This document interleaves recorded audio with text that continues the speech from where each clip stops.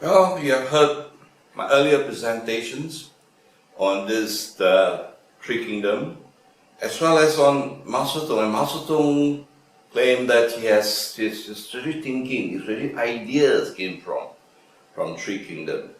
What I'm going to do now is to close it all by explaining a little to the background of how Three Kingdom come about as a book. Now this is the Chinese book Sanko Yanyi. And of course you find that it is when I open the book you'll find the first cover by the Chinese is this Guangkong. As you know, we discussed about Guangkong and now has been identified in temples in China on him.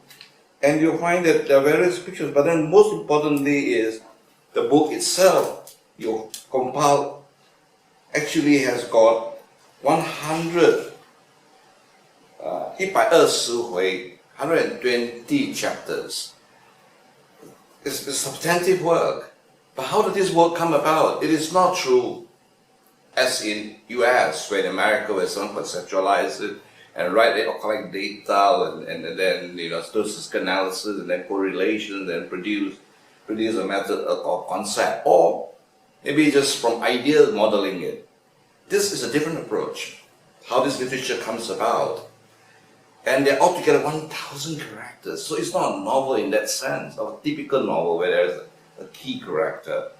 What is interesting about this Three Kingdoms Sanko Yanyi is the fact that it came about by farmers after a hard day's work. And again, I tell you, people are very important. The Chinese people are very interesting people as a civilization. What do they do in the evening? The moon is up in the sky, and it's cooling, and they wanted to relax after a hard days of work farming. They sit down and they chit-chat, and they invite a storyteller to come and tell a story. And this story, in other words, this treating came about by an oral tradition. People talking about sitting down, relaxing, and then chatting. And somebody compiled it in the Ming Dynasty. And actually, interestingly, we have this Three Kingdom. I'll show you the English version. That came about through a translation. On top is Zhuge Liang. What is very important really for you to realize as I began the lectures on explaining the difference between Sanko Ci and Sanko Yanyi. Interestingly, it takes 2 volumes to bring about this complete translation of this book. But if you read this book, it's going to be tough going. Why is it tough going? Simply because it is a huge range of characters involved. My recommendation is that to take advantage of a new technology that is pervasive. And we use this technology in order to review and we look at the episodes that have been covered in this area. Some of them are as long as I said to you, 84 or maybe even more in new series that come. But what we do is we really go as episode by episode. And then we look at, the good thing about this as a matter of learning is to see people in action. In the real world, there is no textbook, as I tell my students. There is no textbook. The textbook is made from your experiences, from your dialogue, from your interaction, and you plan for the future. That is strategy. Strategy is never about the past.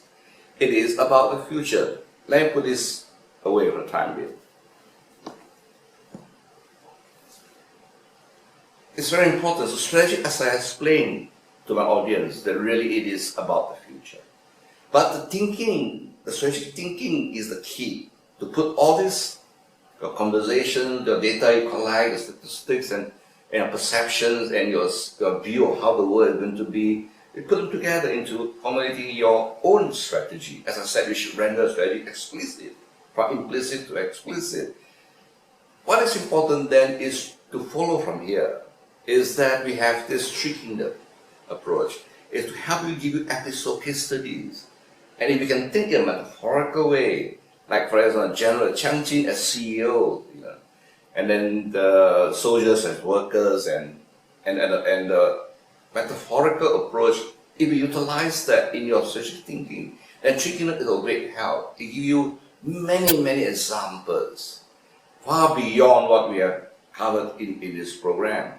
We actually, you can include Dong Zhuo, the guy who first started, who created uproar in the Han Dynasty, and then where Cao Cao came about, and the very interesting episode is really that Cao Cao took a knife, and then he wanted to kill Dong Zhuo, but then Dong Zhuo awoke, and then Cao Cao then turned around and said, look, this knife is meant for you as a gift. If you study tricking them, your trick thinking will be enhanced. But you must be patient. You cannot develop overnight by taking a 2-day workshop. I believe it's a lifelong thing. So my proposal is really, as I said earlier, is to form a group and then to get this going. I hope you look into this and think about it. We will not be in a rush to get this going, but it should be, in other words, we follow the farmer's approach. We will meet regularly, and then we will bring about discussing episode by episode, perhaps 2 episodes. But the requirement is that before you attend for the dialogue on Zoom or about technology we use, you must have reviewed those 2 or 3 episodes before you come for a discussion. Because if you are going to rely on everybody telling what happened in the episode, then it will not be fun for you. The idea is to see how other people see the same event. You must realize that every human being is unique. Our thumbprint is unique. There's no second thumbprint the same as yours. Therefore, how you see things and how other people perceive things becomes something of interest. Well, I have give you the background, I give you and the world now, as I covered earlier in my lectures, is becoming one whereby the world is opening up, is splitting up again. In the past, we were moving together towards one world, and then now you have the decoupling, the dynamics of decoupling. People want to segregate and separate, but it still remains important for you to build a literature. And the best way to understand China is through its literature. And we will begin with tricking them.